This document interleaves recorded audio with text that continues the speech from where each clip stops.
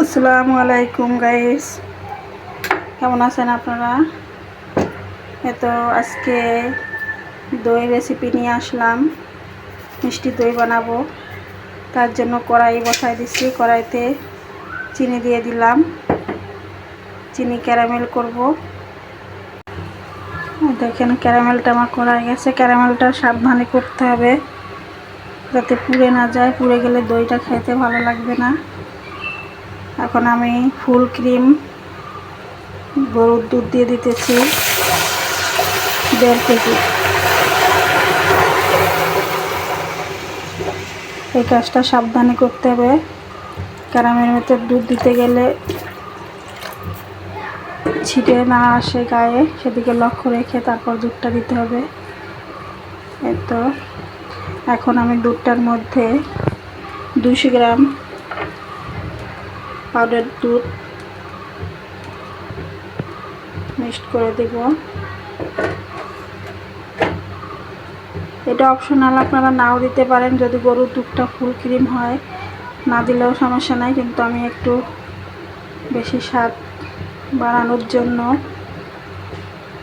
দুধটা দিয়ে দিলাম। এখন আমি জাল করে ঘন করে নিব আর একটু।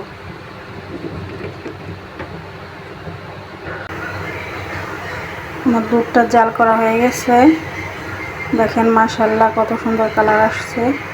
এখন আমি দুধটাকে ঠান্ডা করে নিব এতটুকু পরিমাণে যে একটা আঙ্গুল দিলে সহ্য করা যায়, এতটুকু গরম থাকবে, একেবারেও ঠান্ডা করব না।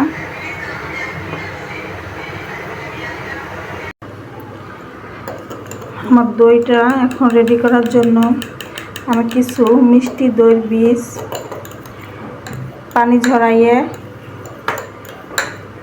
ঝরাইয়ে এটা ফেটাই নিছি। দেখেন কোনো লাঞ্চ থাকবে না, কারণ একটা মিষ্টি দই বা টক দই পাতাইতে গেলে আপনার দইয়ের বীজ না হলে কখনোই ভালো হবে না।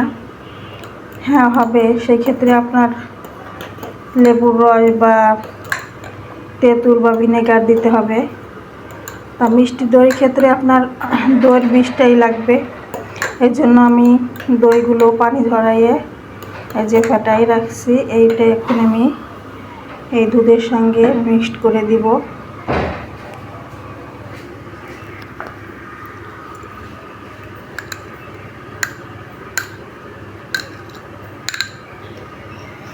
এটা না দিলে আপনার দইটা পারফেক্টভাবে বসবে না।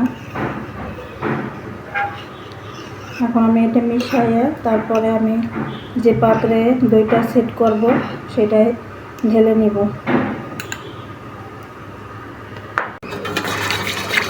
আমার দইয়ের বীজটা এর সঙ্গে মিক্স করা হয়ে গেছে। এই কাজটা দ্রুত করতে হবে, কারণ পুরো দুধটা একেবারে ঠান্ডা করা যাবে না, একটু গরম থাকবে। এখন আমি যে পাত্রে আমি একটা দইয়ের নতুন পাত্র নিয়েছি, তার মধ্যে কিছুটা দই পাশ দিয়ে দিয়েছি। এখন এর মধ্যে দুধটা আমি দিয়ে দেবো।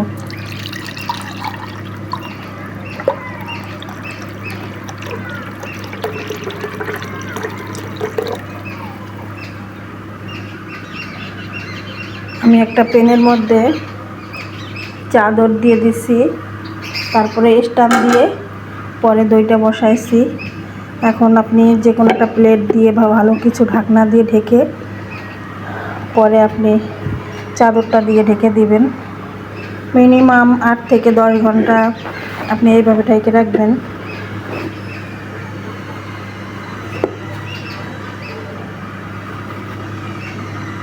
আর ওভেনে যদি আপনি মনে করেন ওভেনে করলে সেক্ষেত্রে আপনার ভিন্ন ব্যাপার।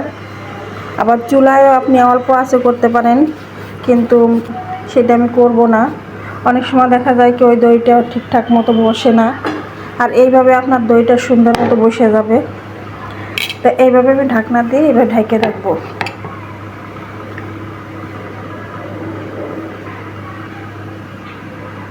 আমি 7-8 ঘন্টা পরে আপনাদের দইটা যখন বসে যাবে তখন বের করে দেখাই দেব কীরকম হয়েছে। আমার দইটা মাশাআল্লাহ দেখেন কত সুন্দর হয়েছে। আমি যখন দইটা সেট করছিলাম তখন বলছিলাম যে দইটা সেট হওয়ার পরে আমি দেখাই দিব।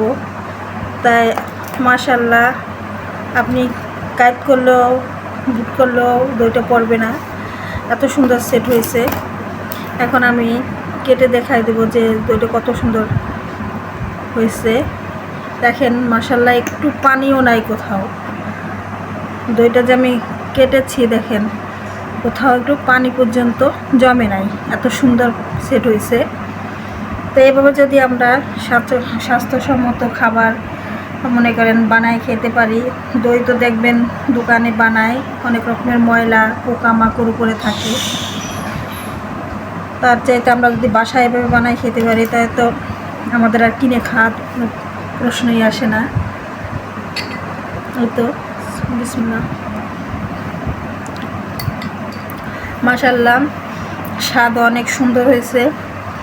তাই এই পর্যন্তই আজকে আমার ভিডিও, আবার হাজির হব। তো আমার দইয়ের রেসিপিটা কেমন হলো কমেন্টে জানাবেন। অবশ্যই আবার অন্য কোনো ভিডিওতে দেখা হবে ইনশাআল্লাহ। আল্লাহ হাফেজ, আসসালামু আলাইকুম।